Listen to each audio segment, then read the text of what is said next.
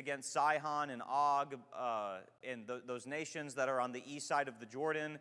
And so we've had this picture in our mind that Moses is standing before these conquered cities, and they're getting ready to go across.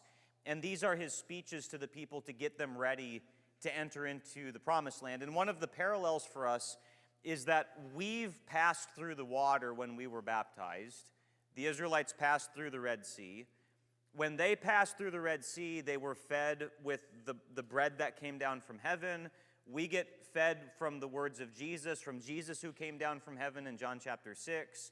Our thirsts are quenched with the spiritual rock, the rock that Moses would strike and the water would come from it. Jesus is the rock that was struck, from whom blessings flow from him as well. And so we've got all these parallels between their generation and ours. And if the Old Testament parallel to the promised land is us being with God forever, this is the final set of speeches that encouraged them to get there. Which means that even though we're not under the old law, we can extract principles and concepts from what Moses is saying in these speeches that would have some kind of parallel for me getting ready to be in the greater promised land. And so these are Moses' final words, getting the people prepared for that. Chapters 1 through 30 give you those speeches. 31 to 34 shows you the succession to Joshua being the leader, and also the death of Moses happens and all of that. And so as we look tonight at this section on the laws for the government as they're looking forward, getting into the land, they're going to need a new governmental structure. As they've been in the wilderness, they've been living in the wilderness for 40 years, what's been their government structure? Who's been kind of like their leader, like their president or head honcho? Moses. And then who did Moses have to assist him? Joshua. Who else? Aaron. And then remember the delegation that Jethro, Moses' father-in-law, had set up, I think, in Exodus 18. So he had a group of, I think it was 70 elders in Exodus 18 that were going to be helping him officiate, judicate different sorts of things. And so that was their government in the wilderness. And now that they're going to have separate cities that they're going to be dwelling in, they need to have a new form of government. And so I want us to think about this question, because most of the people to whom Moses would be speaking would not be governmental rulers. And in fact, if a preacher were to get up on a Sunday and give a sermon on elders or deacons, most people in the auditorium are not going to be elders and deacons. So what would the value be of even having a discussion about these things for people that are not going to have that leadership role? So here's the question. Even though you will not have a political position in government, what makes you interested in knowing the roles of leaders in government? The question that comes from that for our context would be, even though you might not be an elder or a deacon or a preacher, why should you have interest in learning about those things? Why should they be interested in hearing about the laws for leaders? What do you guys think about that question?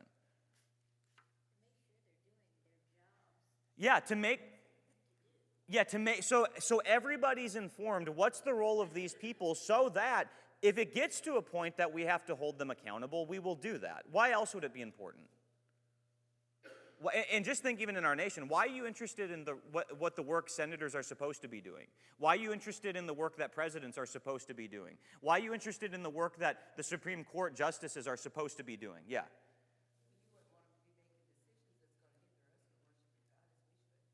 Okay, good. Yeah, we want to know those things so that it doesn't impede on our worship to God, like 1 Timothy 2 would say. I thought I heard somebody saying something over here. Any other thoughts on that, though? You are a citizen of the country. Yes.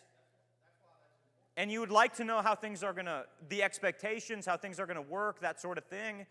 And so these people should have been interested in knowing these laws, just like anybody in a local church today should want to know the work of elders, preachers, and deacons, because you should want to know how things are going to be run and all that sort of thing.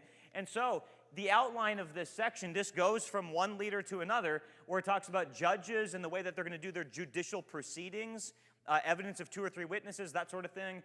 And then you have the laws for kings. the laws for the priests and Levites, and then the laws for the prophets.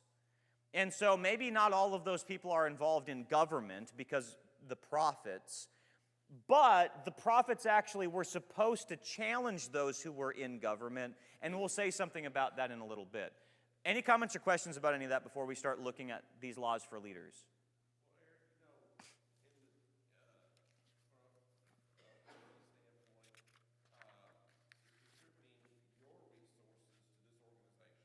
Yeah. I mean, in there they're doing the sacrifices and giving the grain offerings, and here today we contribute. You want to know what's going on.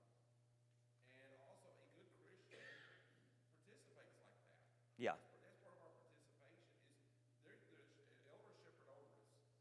That means we participate. We do as a shepherd over us. We're good sheep. Right. Yep, good. Good. So, all right, let's start looking at this then by looking at the judges and how they're supposed to be doing their judicial proceedings. Let's just start out by reading chapter 16, verses 18 through 20. You shall appoint judges and officers in all your towns that the Lord your God is giving you, according to your tribes, and they shall judge the people with righteous judgment. You shall not pervert justice, you shall not show partiality, and you shall not accept bribe, for a bribe blinds the eyes of the wise and subverts the cause of the righteous. Justice and only justice you shall follow, that you may live and inherit the land that the Lord your God is giving you. All right. What is the top priority for a judge here? Justice. You need to make sure that you're not being partial, and Leviticus will talk about in Leviticus 19:15, don't be partial either to the poor or to the rich. And I think in any different generation, any different nation, any different personal temperament, there are some people that are tempted to be really partial towards the poor and always assume that they're a victim, which is what critical theory is, by the way. Critical theory, Marxism teaches that there's always people that are at the bottom and people that are poor. It's always because they've been oppressed. That's what Marxism teaches. And so the Old Testament says, no, don't just assume that if somebody's poor, that they've been oppressed. That's not necessarily true. And don't also defer to the rich, thinking that, they've got power and respect, and so I'm going to be disrespected in society if I challenge the rich or something like that. No, you are just supposed to be thinking just about justice in this situation. What's right? I don't care how rich or poor this person is. I'm going to judge this according to what God has said. And without this kind of justice, they're not going to live long in the land. And so the judges are supposed to understand that there's an authority over them, and they have to just be disseminating the decisions that God would want them to do. Now, in this text, beginning in verse 18, and you see it several times in chapter 17, it keeps talking about how there's going to be judges in every town or every city, which means that it seems like a lot of the governmental structure of the nation was going to be locally taken care of. Now, he's going to say some things about cases that would be more difficult, but if it wasn't one of those more difficult cases, it was handled within the city that people lived. At the gates of the city would be kind of the language that Ruth uses. So any thoughts or comments just about the judges there? Okay, there's some examples at the end of chapter 16, beginning of chapter 17, about some, and these seem like they're out of context almost, because he talks about no idolatrous trees or pillars beside the altar. It is interesting in verses 21 and 22, it says don't make any of these things besides the altar or beside the altar. Like, there's going to be people apparently that want to encroach closer and closer to the place of worship, the true place of worship, and they're going to want to make idol worship centers next to the true place of worship, which ends up, by the way, happening in the book of Ezekiel. But he warns them, don't do that.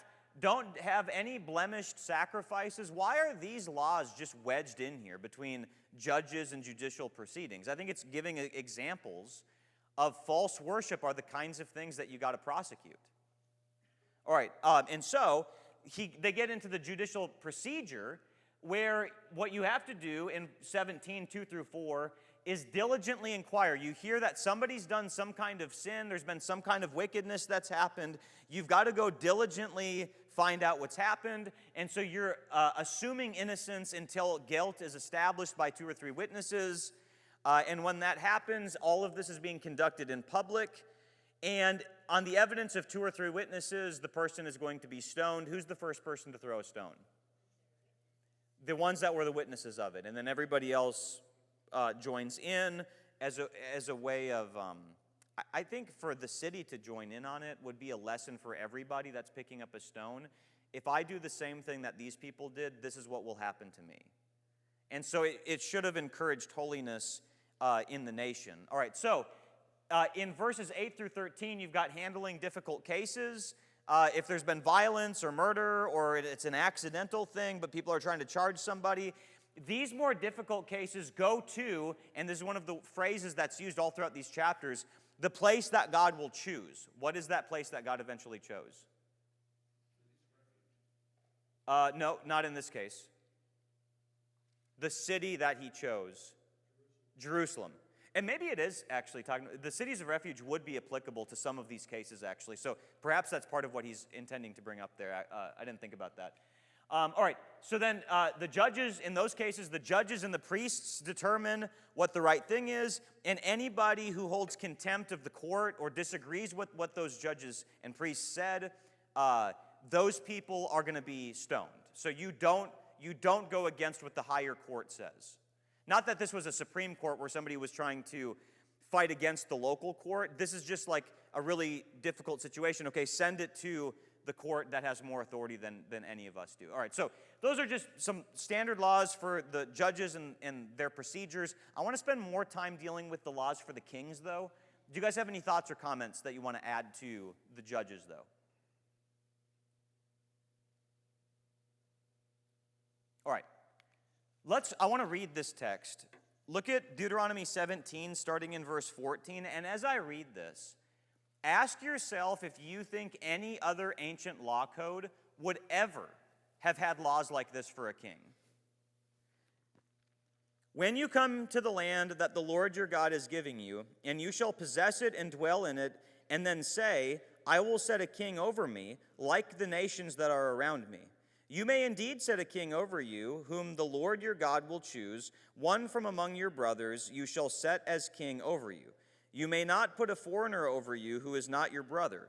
Only he must not acquire many horses for himself or cause the people to return to Egypt in order to acquire many horses, since the Lord has said to you, you shall never return that way again. And he shall not acquire many wives for himself, lest his heart turn away, nor shall he acquire for himself excessive silver and gold.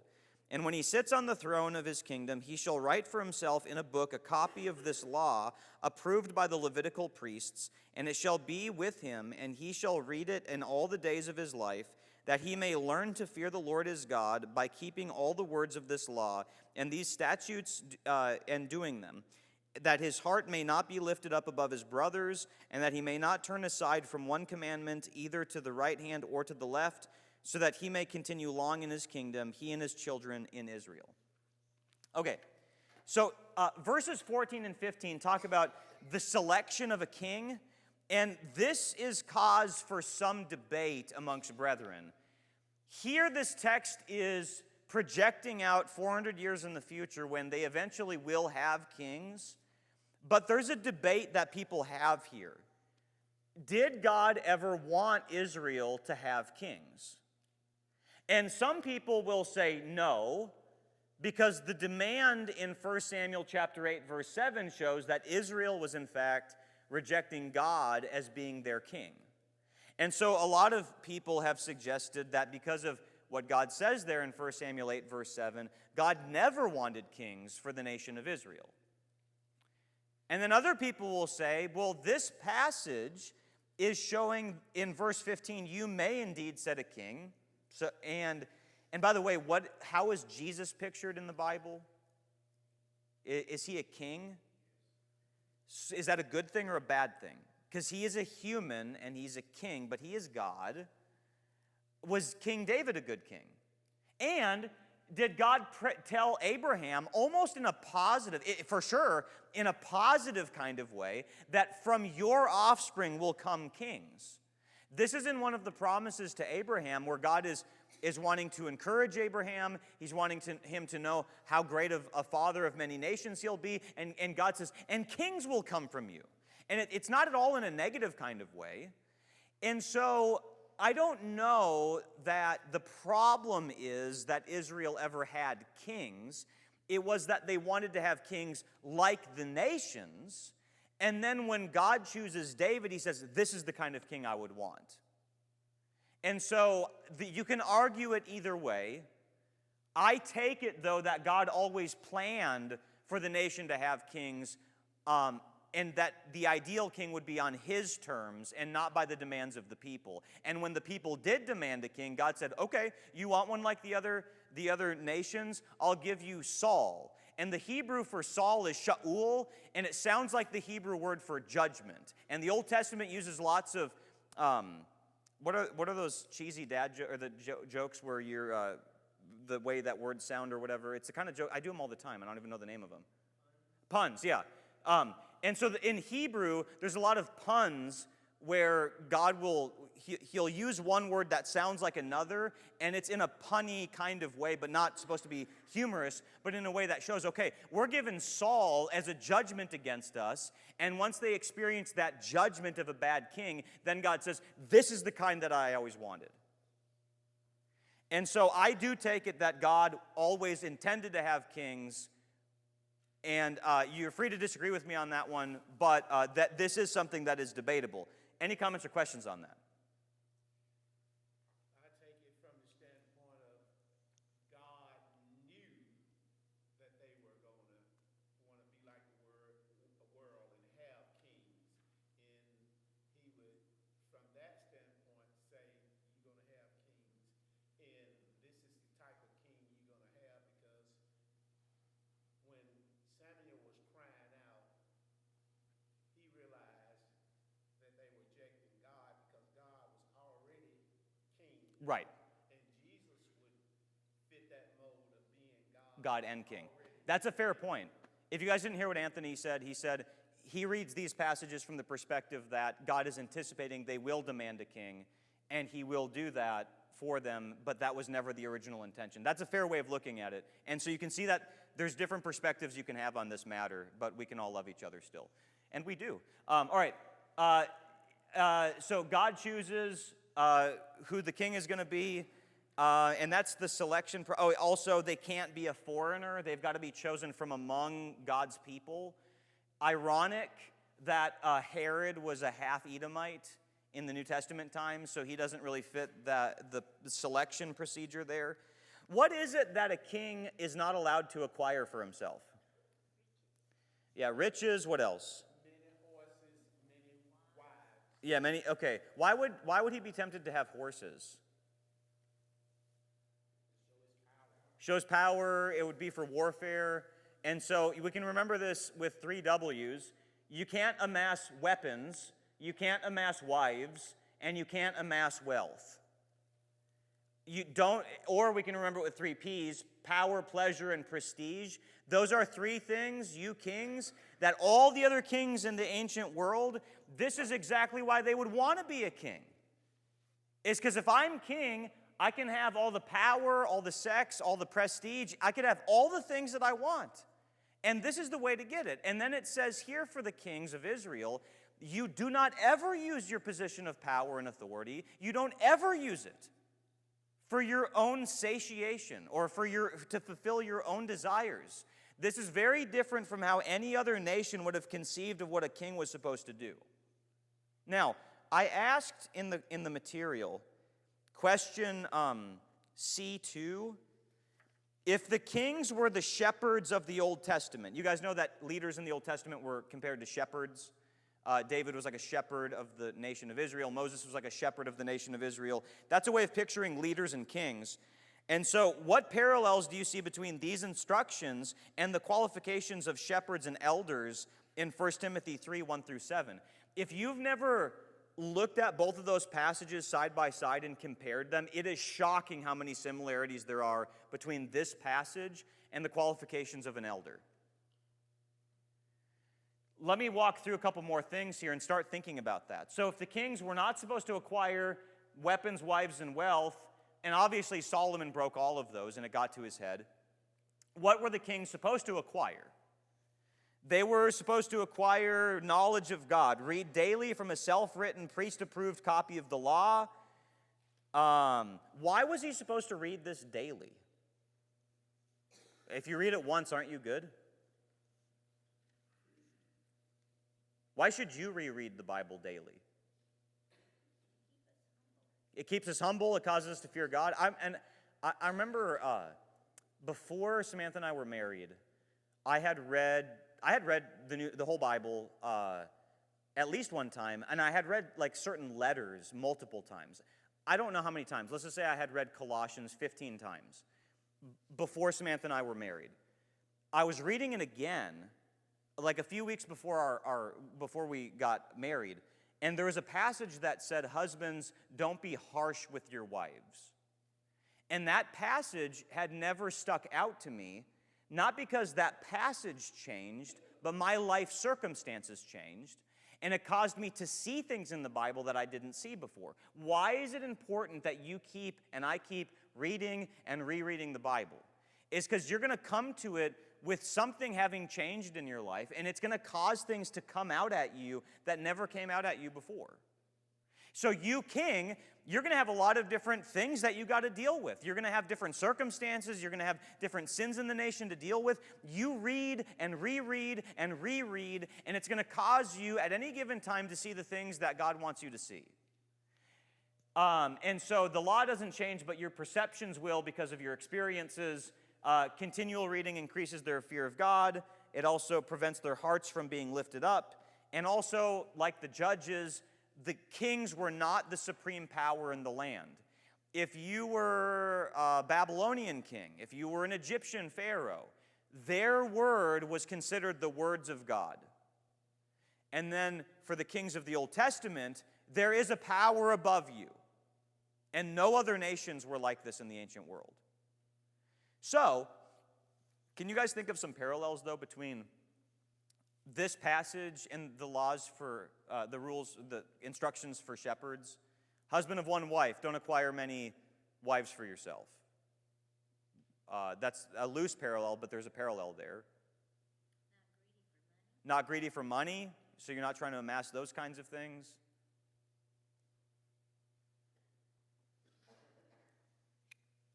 If you want a fun exercise, print both of those passages side by side on a piece of paper and just start comparing. And we could spend like 3 hours talking about the comparisons. There's so many. And so, but we're just not going to do that right now. Okay, anything else you guys want to say about this text? Yeah.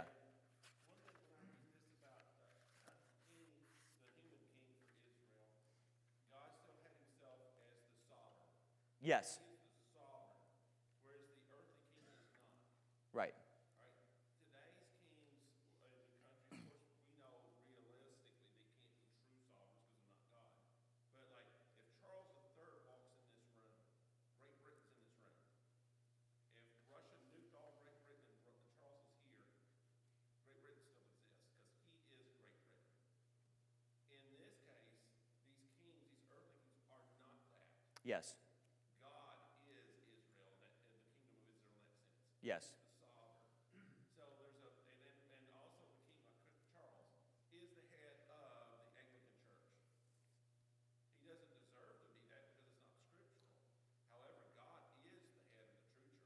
Right. As King God. Yep. Good. Good. Any other thoughts? Yeah. When it says he shall write for himself a copy of this law in a book, every translation I look at it says this law. What law?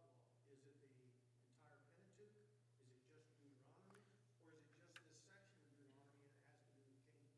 That's a good question. So what section of the law does it mean the whole first 5 books of the Bible? Some people would say it would be something like Exodus 20 through 23, where it expands initially on the Ten Commandments, and he'd be talking about something like that, or some portion of what Moses is saying.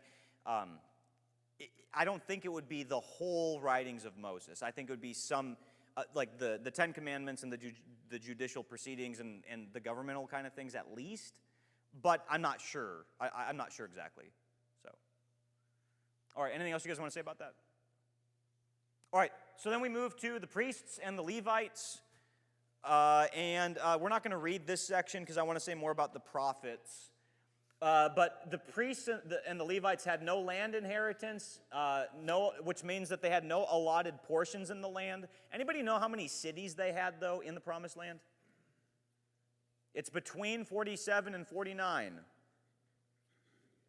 48, good.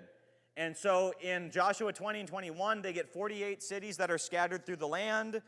And if you look at Numbers 35, you get the dimensions of how big each of these cities are. And when you calculate how much the Promised Land was, as opposed to the 48 cities and how small they were and all that sort of thing, they ended up possessing 0.1% of the Promised Land. In that sense, they never had any allotments like the tribes did, and they were scattered all over the place. You can see why it would be helpful that they'd be scattered, because their job is to teach the people the law. And so they've got these people that can teach the law, and then they also locally have judges that enforce the law.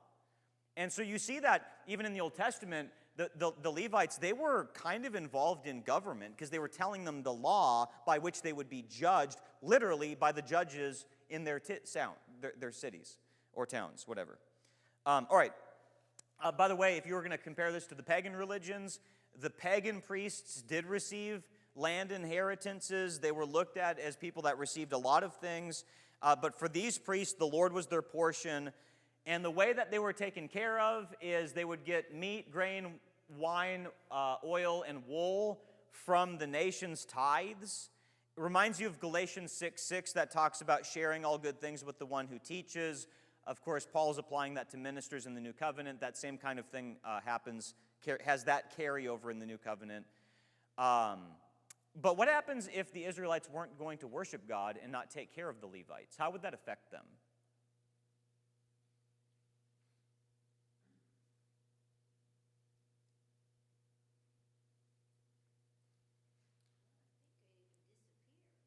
Yeah. Right, and yeah, like if the people stopped worshiping God and stopped taking care of these people, they would, and there's the story in Judges 17 and 18 where you have Micah the priest who evidently wasn't being taken care of by his people like they should have been, and so he becomes a false teacher for a group of people that are going to pay him such and such amount of money, things like that, because he wasn't being taken care of like he was supposed to, and so it hurts the nation when they didn't take care of them.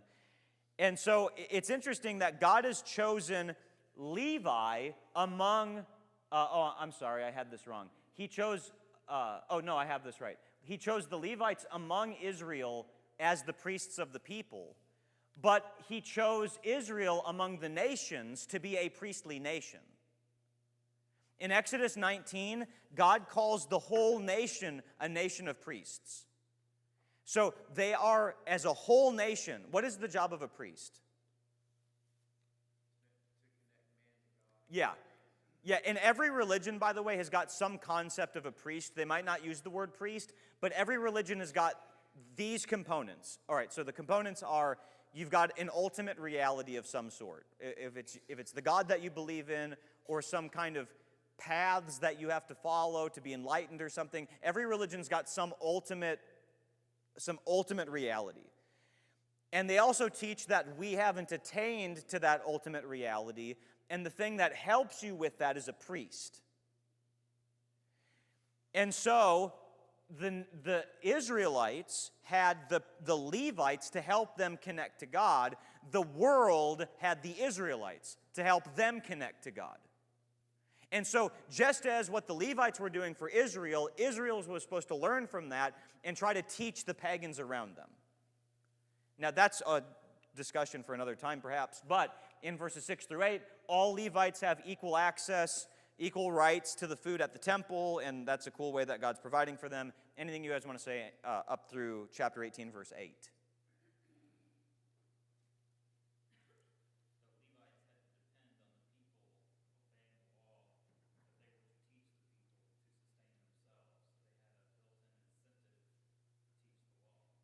Yes, yes. Yeah, the Levites say, you guys keep working, otherwise I'm not going to be taken care of. Keep working! You know, something like that. All right, so the rest of this deals with prophets. And this section begins with the wrong sources of guidance. So look at verses 9 through 14. When you come into the land that the Lord your God is giving you, you shall not learn to follow the abominable practices of those nations. There shall not be found among you anyone who burns his son or his daughter as an offering, anyone who practices divination or tells fortunes or interprets omens, or a sorcerer or a charmer or a medium or a necromancer or one who inquires of the dead. For whoever does these things is an abomination to the Lord, and because of these abominations the Lord your God is driving them out before you. You shall be blameless before the Lord your God. For these nations which you are about to dispossess listen to fortune tellers and to diviners, but as for you, the Lord your God has not allowed you to do this. All right. What kinds of practices are they supposed to reject?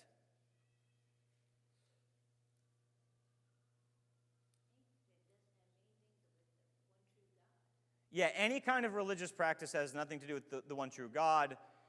Here he's dealing, the manifestation of that in this text are the occult practices. So he brings up, he begins by saying, you shall not learn what these people are doing.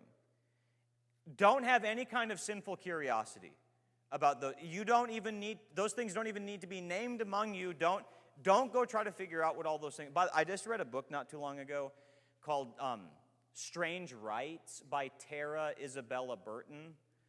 And the book is about how in our culture today we've gotten rid of traditional, more Judeo-Christian religions. They're kind of on the way out in the United States. And what it's being replaced by is not atheism anymore, because the atheism movement has kind of died out, if you haven't noticed. Like the Richard Dawkins, Christopher Hitchens, like those people don't have much of a voice anymore in our culture. They did for a little while. But now what seems to be replacing it are other things that are more cultic, that are kind of coming back. And she cites a lot of examples, even in the United States, in her book about witchcraft, about occult practices. I see some people nodding their head like they're familiar. They maybe have friends or something that are involved in some of these kinds of things. But these things are growing more in the United States again right now. And one thing that we see from a text like this is everybody seeks guidance from something. Everybody will go to something because they know that they need to be guided by something. And God says in this text, you will not do any of these kinds of things. In fact, what's one of the reasons why the people in Canaan are being driven out of the land?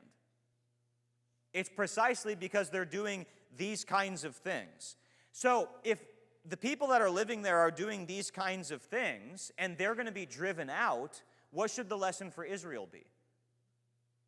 They did these things, they were all killed.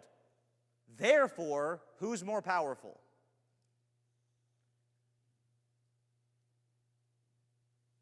God. And so, don't do any of those things. And when the nation eventually did those kinds of things, they were vomited out of the land as well, like Leviticus would say. So we could ask the question, what are some practices that are drawing Christians away today? I've known some Christians that think that there's something to the the chakras, and you've got the different chambers in your stomach, and if you lay on the ground on your back, and somebody has these special rocks that if they start twirling around a certain part of your stomach, that means this is the area where it's relational problems, this is the area where you've got ego problems, this is the area. And I know brethren that have gotten involved in some of these kinds of things, thinking that these are a good way to diagnose what my problems are, when all along, what has God given us to help us with that? The Bible, which helps you more than any other psychology textbook. And by the way, the only thing that the psychologists of the world can do is help you see what's wrong with you, but none of them can help you know how to fix it. And so Christians are supposed to be distinct. God's people have always been supposed to be distinct. You don't listen to any of those things for guidance, but what you do listen to are the prophets sent by God. Anything else you guys want to say up through verse 14? So if any of you are involved in witchcraft or sorcery, your takeaway for tonight is to stop it. All right, look at verses 15 through 19. The Lord your God will raise up for you a prophet like me from among you, from your brothers. It is to him you shall listen, just as you desired of the Lord your God at Horeb. Oh, that also includes reading horoscopes. Quit doing that. On the day of the assembly when you said, let me not hear again the voice of the Lord my God, or to see this great fire anymore, lest I die. Verse 17. And the Lord said to me, they are right in what they have spoken. I will raise up for them a prophet like you from among their brothers, and I will put my words in his mouth, and he shall speak to them all that I command him. And whoever will not listen to my words that he shall speak in my name, I myself will require it of him. That was the verse. Okay. All right, so what is God going to provide for these people? A prophet. There's going to be a coming prophet, and he's going to raise up this prophet, so it's not going to be a self-appointed one. He's not going to say, hey, you know what, I'm thinking about being a prophet. God is going to be the one that chooses this guy from among Israel, like the kings. The definition of a prophet is given in verse 18. God's words will be in that guy's mouth. That's what a prophet is. Now, when this text says that this prophet to come will be like Moses, this is ultimately talking about Jesus, but Moses was also the one that kind of set the trend for the work of prophets. But in what way is Moses like Jesus? The Exodus, they both lead them out of tyranny from a bad ruler. What else?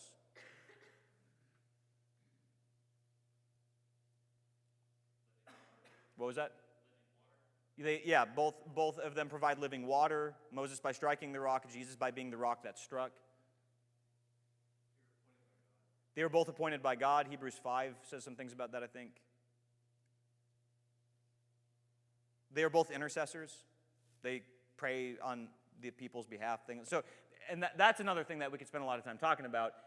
But one thing that the prophets were supposed to do in the Old Testament, and this wraps up a lot of what we're looking at in context, the prophets were supposed to keep the shepherds or the kings accountable. So Nathan kept David accountable when David was in sin. Jeremiah kept kings in his day accountable. And I'm not saying any of this because there's any problems. But in the New Testament, who's supposed to keep the elders accountable? The preachers. In 1 Timothy 5, 17 through 25, if there's an elder that's continuing in sin after having been rebuked and confronted, if he continues in sin, Paul tells Timothy it's the job of an evangelist to get up in front of the whole congregation and rebuke him in the presence of all so that the rest fear. And so, you can see that prophets have an analogous role as preachers in the New Testament. And so, again, I'm not saying any of that. I'm just trying to draw parallels here. So, anything else you guys want to say up through? So, you're good, David. Anything else you guys want to say about any of that? So, in one sense, that prophet was Joshua, but in the truest sense, it was the other Joshua. That's right. So once this promise is made that there's going to be a prophet like Moses, you look, oh, well, Joshua is really similar because he's bringing them through water. And he gets to this place where he's supposed to remove the sandals from his feet. And if you look at the parallels between Joshua and Exodus, they are all over the place. And you're like, oh, maybe it's this guy, and then he dies and it's not him. And then you see, so you have all these people that you're waiting to see, so that in John chapter 1, when people come to John the Baptist and they say, are you the prophet? Who's the prophet? This guy that was promised in Deuteronomy 18 that we haven't seen yet. Who's going to be like Moses. Moses' first miracle, turning water to blood. Jesus' first miracle, turning water to wine. He's the one that brings joy. He's not the one who brought the law that put everybody under sin. He's the one that releases people from sin. Lots of cool parallels. All right. So the next section deals with, well, how do I discern if there's a false prophet? And this gets us into the fifth of 6 times in the book of Deuteronomy where Moses will say, don't say such and such in your heart. And so we've tracked this as one of the sub-themes of the book. Let's read verses 20 through 22, and then we'll say some things about this and be done for tonight. But the prophet who presumes to speak a word in my name that I have not commanded him to speak, or who speaks in the name of other gods, that same prophet shall die. And if you say in your heart, how may we know that the Lord has not spoken? When a prophet speaks in the name of the Lord, if the word does not come to pass or come true, that is a word that the Lord has not spoken. The prophet has spoken it presumptuously. You need not be afraid of him. All right, so false prophets. Those are the prophets who are supposed to die, are any of the ones that are false ones. So you know that they're false if they're presuming to speak in God's name. That means bringing their own man-made ideas, motivated by their own glory, not God's glory. It's harder to discern these people when it's in God's name. They say, oh, this is what God says, and I think this is what God would want us to know, and blah, blah, blah. But it's not rooted in what God has actually said. So that's one way you can detect a false prophet. But the easier one is one that just flat out speaks in a false God's name. But you imagine that there's these people saying these things, and then there's those other people saying other things. How can we know what the truth is? Because there's so many voices. Have you ever been frustrated with that? There's so many ways to look at this passage. Well, what does it mean? There's so many people that seem sincere, and they say blah, blah, blah. How can we know? And in verse 21, this is the warning of the skeptical heart. And if you say in your heart, how may we know the word that the Lord has not spoken? He's saying, if you say this in your heart, you're starting to get to a point where you're so frustrated that there's so many ways of looking at so many different things. This person seems so genuine. How can we know? And what does this text say to do when you have that frustration? If what they say comes to pass. The ability to predict the future is the acid test. And that's one of the tests, by the way. Another one is to, like Deuteronomy 13 said, like, are they saying what the scriptures say? But there's a lot of prophets that were in the Old Testament era, like Jeremiah, like Jonah, like these people that said such and such is going to happen, and then it happened. And then there was other people in the days of Jeremiah that said, oh, no, we're not going to be exiled, and that's not what happened. And so you give it time and you see what happened. That was at least for them in the Old Covenant. Of course, we don't have living, breathing, walking prophets today that are giving new messages, but that's under the Old Covenant how they were supposed to discern. But I think there's a lesson for us in this. Are there a lot of books written by religious folks that have got a lot of things right about how to understand the gospel and the Bible, but they're wrong on something like baptism? Read it with discernment. Just because you might be right on certain things doesn't mean that you're going to be right on everything. And I think about Apollos in the Bible. He was mighty in the scriptures. Could you have learned a lot from Apollos' sermons before he was ever corrected by Aquila and Priscilla? You would have learned a ton from that guy. But he was wrong on baptism. And in like manner, there's a lot of people, you can read their books, you can listen to their sermons, and you can learn a lot of things about the Bible from them. But the Bible points out that there are people like that might be great on a lot of things, but wrong on that. So don't lose your sense of discernment. Take what you think is good from it, but don't get dumb about it. Any comments or questions about any of that? Yeah.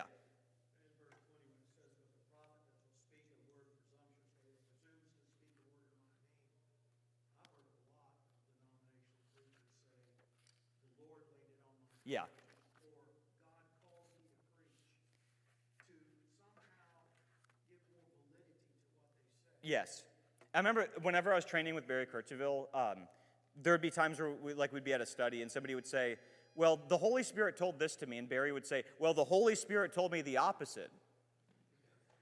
And they'd say, well, how did the Holy Spirit tell you that? And he would start flipping to a passage in the Bible. He said, you see this? That's what the Holy Spirit told me. So I don't know what the Spirit's telling you, but it's not right. So that was more his personality, though. All right.